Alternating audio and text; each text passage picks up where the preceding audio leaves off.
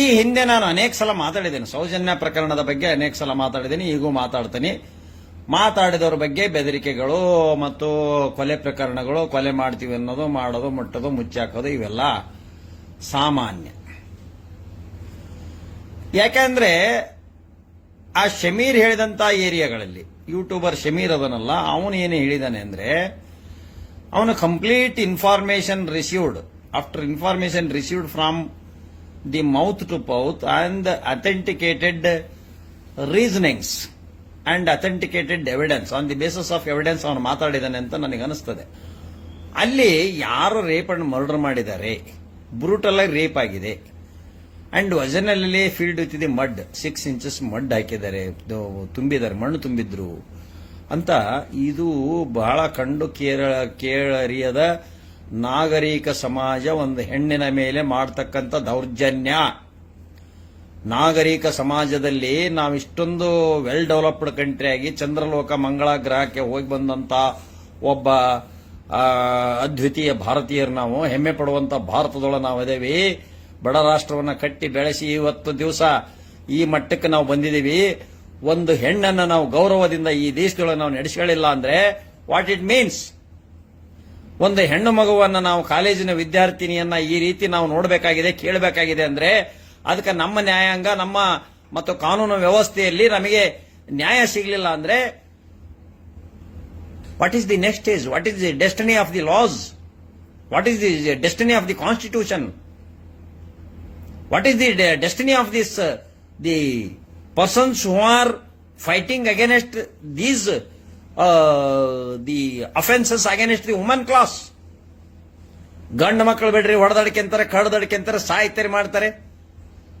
ಒಂದು ಹೆಣ್ಣಿನ ಮೇಲೆ ಇಷ್ಟೊಂದು ಕ್ರೌರ್ಯನ, ಒಂದು ಹೆಣ್ಣುಡುಗಿ ಮೇಲೆ ಇಷ್ಟೊಂದು ಕ್ರೌರ್ಯನ? ಇದು ಒಂದೇ ಅಲ್ಲ, ಅನೇಕ ನಡೆದಿದ್ದಾವೆ ಅಂತ ಅವನು ಸಮೀರ್ ಹೇಳಿದ್ದಾನೆ. ಸರಿ ತಪ್ಪು ನಿರ್ಧಾರ ಆಮೇಲೆ, ಆದರೆ ಮೇಲ್ನೋಟಕ್ಕೆ ಇವೆಲ್ಲವೂ ನಡೆದಿದ್ದಾವೆ ಅಂತ ಅನೇಕ ಸಪೋರ್ಟರ್ಸ್ ಮಾಡಿದ್ದಾರೆ. ಅಪಾರ್ಟ್ ಫ್ರಮ್ ದಿ ರಿಲಿಜಿಯಸ್,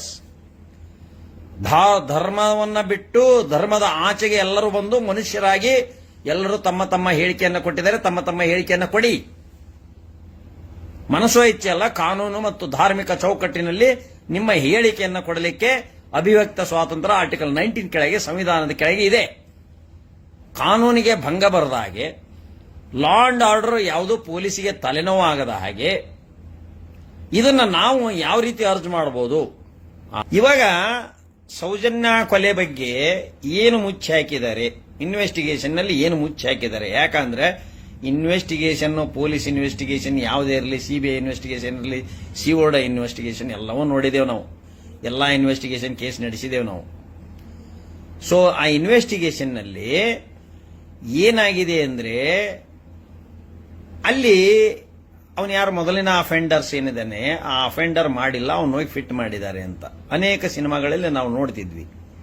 ಇಲ್ಲಿನೂ ಹಾಗೆ ಮಾಡದೇ ಇರೋರನ್ನ ಸಿಗಿಸ್ತಾರೆ.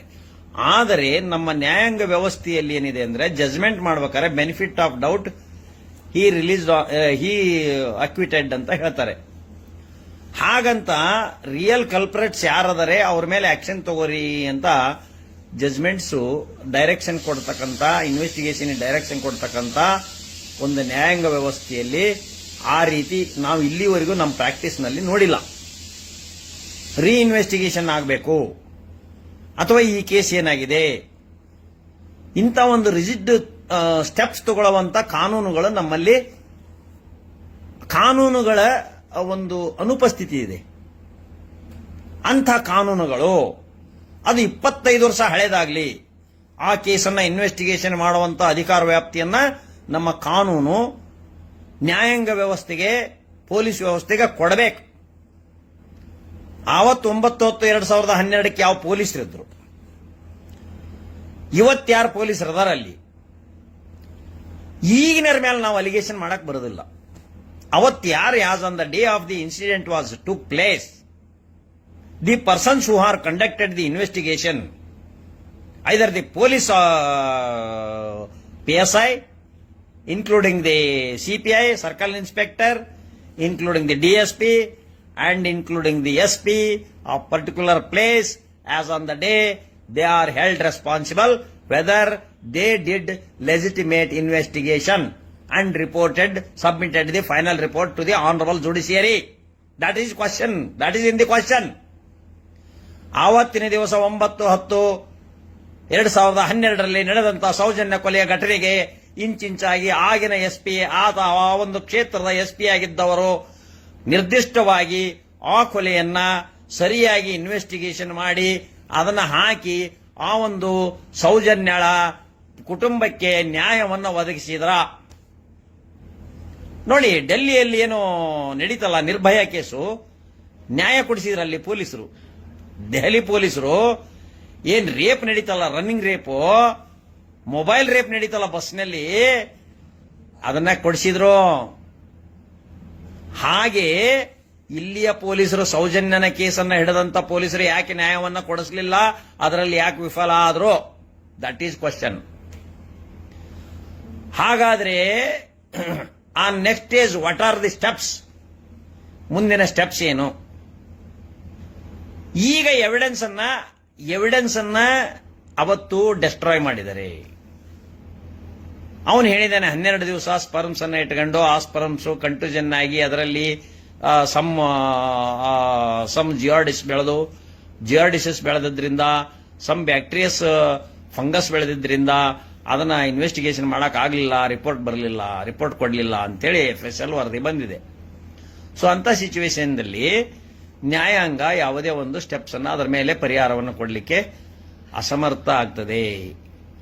ಅಂತ ಸಮಯದಲ್ಲಿ ನಮಗೆ ನಿರ್ದಿಷ್ಟವಾದ ಎಕ್ಸ್ಪೆಕ್ಟೇಷನ್ ಬರೋದಿಲ್ಲ. Weakness of defence, weakness of prosecution theory, ಹಾಗಿದ್ದಾಗ ಕನ್ವಿಕ್ಷನ್ ಕೊಡಲಿಕ್ಕೆ ಬರೋದಿಲ್ವೇ ಹೊರತು ನ್ಯಾಯಾಂಗ ಮತ್ತೆ ಇಂಥವರೇ ಇದರಲ್ಲಿ ಬಂದಿದ್ದಾರೆ, ಇಂಥವರನ್ನೇ ನೀವು ಇದನ್ನು ಗುರಿ ಮಾಡ್ರಿ ಅಂತ ಮಾಡಲಿಕ್ಕೆ ಅದರಲ್ಲಿ ಕಾನೂನಿನಲ್ಲಿ ಆಸ್ಪದಗಳು ಕಡಿಮೆ ಇದ್ದಾವೆ. ಹಂಗಾರೆ ಈಗ ಸ್ಟೆಪ್ಸ್ ಏನು?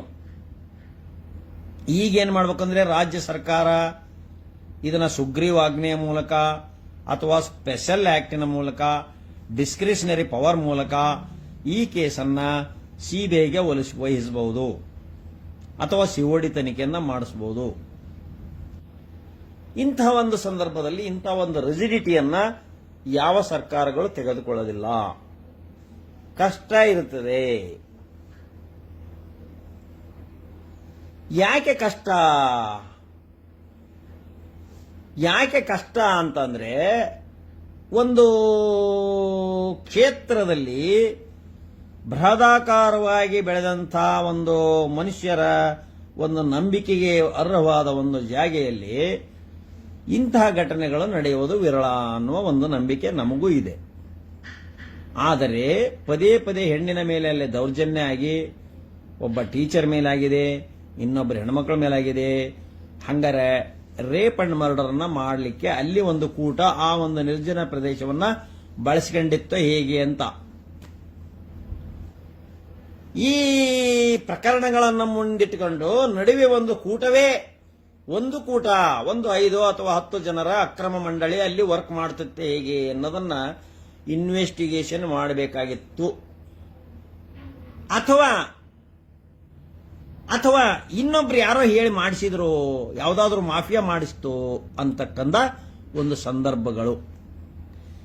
ಈ ಸಂದರ್ಭಗಳನ್ನ ಸಮಯೋಚಿತವಾಗಿ ಸರಿಯಾಗಿ ಇನ್ವೆಸ್ಟಿಗೇಷನ್ ಮಾಡಿದಂಥ ನಮ್ಮಲ್ಲಿ ಒಬ್ಬ ಹೆಸರಾಂತ ಕಲಾವಿದರನ್ನ ಬೆಳಗೋ ಮುಂಜಾನೆ ಅರೆಸ್ಟ್ ಮಾಡುವಂತ ಪವರ್ಸು ನಮ್ಮ ಸ್ಟೇಟ್ ಗವರ್ಮೆಂಟ್ಗಿದೆ. ಹಾಗಾದ್ರೆ ನಿಜವಾದ ಆರೋಪಿಗಳ ಕ್ಲೂ ಸಿಕ್ಕಾಗ, ಎಳೆಯಾಗಿ ಎವಿಡೆನ್ಸ್ ಅನ್ನ ಕೊಟ್ಟಾಗ ಸುಮುಟು ಅದರ ಮೇಲೆ FIR ಹಾಕೊಂಡು ರೀಇನ್ವೆಸ್ಟಿಗೇಷನ್ ಮಾಡಿಕೊಳ್ಳಲಿಕ್ಕೆ ಯಾವುದೇ ಆಧಾರ ಇಲ್ಲ. But anyhow some of the relating offenders, some of the offenders, ಯಾರು ಮಾಡಿದರೆ ಅದಕ್ಕೆ ನಾಟಿದವರು, ಯಾರು ತಪ್ಪು ಮಾಡಿದರೆ ಅವ್ರಿಗೆ ನಾಟಿ ನಾಡ್ತದೆ. ತುಪ್ಪ ಕುಡಿದಾಗ ಗಂಟ್ಲ ಸುಡುತ್ತದೆ. ಸುಡೋ ತುಪ್ಪ, ಬಿಸಿ ತುಪ್ಪ ಎಂದಿದ್ರು ಕಷ್ಟನೇ ಅವರಿಗೆ. ಅಪರಾಧವನ್ನ ಮಾಡಿದವರಿಗೆ ಅಪರಾಧಿಗಳು ಎಷ್ಟು ದಿವಸ ಮುಚ್ಚಿಟ್ರು ಕೂಡ ಒಂದು ದಿವಸ ಹೊರಗೆ ಬರ್ತದೆ. ಅದಕ್ಕೆ ಅವರಾಗೇನೆ ಸರೆಂಡರ್ ಆಗಿ ಅವರಾಗೇನೆ ಶಿಕ್ಷೆ ಕೊಡಲಿಕ್ಕೆ ಅವರಾಗಿನೇ ಅದಕ್ಕೆ ನ್ಯಾಯಾಂಗದಲ್ಲಿ ಬರ್ತಕ್ಕಂಥ ಶಿಕ್ಷೆಯನ್ನು ಅನುಭವಿಸಲಿಕ್ಕೆ ತಯಾರಾಗಬೇಕು. ಇದು ಒಂದು ನಾಗರಿಕ ಸಮಾಜದಲ್ಲಿರುವ ಒಂದು ಕಾಲೇಜ್ ವಿದ್ಯಾರ್ಥಿನಿಗೆ ಮಾಡಿದಂತಹ ಒಂದು ಅಪರಾಧ. ಆ ಹುಡುಗಿ ಸರಿ ತಪ್ಪು ನಮಗೆ ಸಂಬಂಧ ಇಲ್ಲ. ಒಂದು ಕೇಸಿನಲ್ಲಿ ಕೋರ್ಟಿನ ನ್ಯಾಯಾಂಗ ಏನು ಹೇಳುತ್ತೆ ಅಂದ್ರೆ, ಒಬ್ಬ ಹೆಣ್ಣುಮಗಳೇ ರೇಪ್ ಆಗಿರುತ್ತೆ. ಕೋರ್ಟ್ನಲ್ಲಿ ಅವಳ ಚರಿತ್ರೆ ಸರಿ ಇಲ್ಲ, ಅವಳು ಅಂತವಳು ಇಂಥವಳು ಅಂತ. ಕೋರ್ಟ್ ಏನ್ ಹೇಳುತ್ತೆ ಅಂದ್ರೆ, whether she given the consent or not, consent ಕೊಡ್ಲಿಲ್ಲ ಅಂದ್ರೆ ಅದು ರೇಪೇ. ಸೊ ಹಾಗಾದಾಗ ಇಲ್ಲಿ ಬ್ರೂಟಲ್ ಆಗಿ ಹೇಗೆ ಮರ್ಡರ್ ಆಗಿದೆ ಅಂದ್ರೆ, ರೇಪ್ ಅಂಡ್ ಮರ್ಡರ್ ಆಗಿದೆ, ಅನೇಕ ರೇಪ್ಗಳು ಆಗಿವೆ ಅಂತ ಹೇಳಿ ಈ ಕೆಲವೊಂದು ಹರಿದಾಡುತ್ತಿರುವ ವಿಡಿಯೋಗಳನ್ನು ನೋಡಿದ್ರೆ ಮೇಲ್ನೋಟಕ್ಕೆ ಹಾಗನಿಸ್ತದೆ. ನಾವು ಪೂರ್ಣವಾದ ನಂಬಿಕೆಯನ್ನ ಆಧಾರಗಳನ್ನು ನಾವು ನಂಬದೇ ಇದ್ರೂ ಕೂಡ ಮೇಲ್ನೋಟಕ್ಕೆ ಹೀಗಾಗಿರಬಹುದೇನೋ.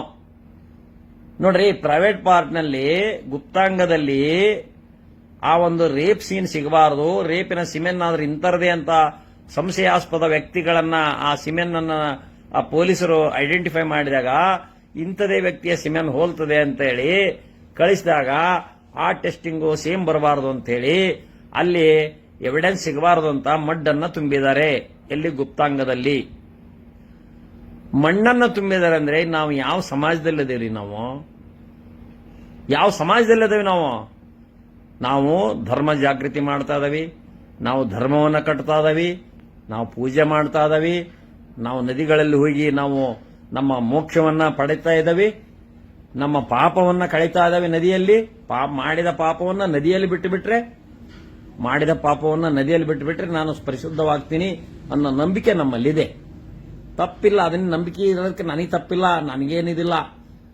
ಬಟ್ ನನಗೆ ನಂಬಿಕೆ ಇಲ್ಲ, ನನಗೆ ದೇವರಲ್ಲೂ ನಂಬಿಕೆ ಇಲ್ಲ, ನನಗೆ ಅಂಥದ್ದು ನಂಬಿಕೆ ಇಲ್ಲ. ಓನ್ಲಿ ನಾವು ನಂಬೋದಿಷ್ಟೇ, ಹೃದಯವನ್ನ ಶುದ್ಧವಾಗಿಟ್ಕೋಬೇಕು. ನನ್ನಿಂದ ಇನ್ನೊಬ್ಬರಿಗೆ ಹಾರ್ಮ್ ಆಗಬಾರದು. ನಾನು ಮಾತಾಡೋದು ನನ್ನ ಸಂತೃಪ್ತಿಗೆ, ಹಾಗಂತ ಇನ್ನೊಬ್ಬರಿಗೆ ಹಾರ್ಮ್ ಆಗೋದು ಮಾತಾಡಬಾರದು ನಾವು. ಇವತ್ತು ನಾನು ಮಾತಾಡೋದು ಭ್ರಷ್ಟಾಚಾರದ ವಿರುದ್ಧ, ಕಳ್ಳರ ವಿರುದ್ಧ, ಕೊಲೆಗಾರರ ವಿರುದ್ಧ. ಗೊತ್ತಾದ್ರೆ ಕೋರ್ಟಿನಲ್ಲಿ ವಾದ ಮಾಡೋದು ಅದು ನನ್ನ ಡ್ಯೂಟಿ. ಕೃಷ್ಣ ಪರಮಾತ್ಮ ಏನ್ ಹೇಳ್ತಾರಂದ್ರೆ, ರಣರಂಗದಲ್ಲಿ ಯಾರೇ ಬಂದ್ರು ನಮ್ಮ ವೈರಿಗಳೇ. ಅಲ್ಲಿ ನಾನು ಕೋರ್ಟ್ನಲ್ಲಿ ವಾದ ಮಾಡ್ಬೇಕಾದ್ರೆ ನನ್ನ ವಿರುದ್ಧ ವಕೀಲರು ಇರ್ತಾರೆ, ಅವರು ಅವ್ರ ಪರ ಹೋರಾಟ ಮಾಡ್ತಿರ್ತಾರೆ. ಸೊ ಹಾಗಾದಾಗ ಕೋರ್ಟ್ನಲ್ಲಿ ಏನು ನಮ್ಮ ಸೌಜನ್ಯ ಪ್ರಕರಣ ತಾರ್ಕಿಕ ಅಂತ್ಯವನ್ನು ಕಾಣಬೇಕು. ನ್ಯಾಯ ನಮಗೆ ಸಿಗಲೇಬೇಕು.